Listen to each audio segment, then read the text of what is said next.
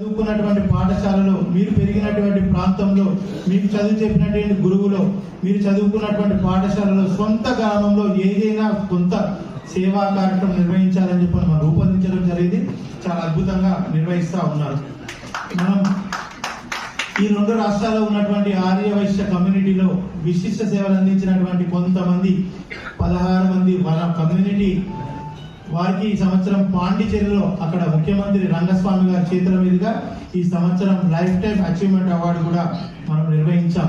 ఈ సంవత్సరం cricket tournament మన వాసవి క్లబ్ ఇంటర్నేషనల్ ఆధ్వర్యంలో క్రికెట్ టోర్నమెంట్ చెన్నైలో మనం అక్కడ ప్రోగ్రామ్ ఏర్పాటు క్రికెట్ టోర్నమెంట్ కూడా ఈ సంవత్సరం నిర్వహించాం.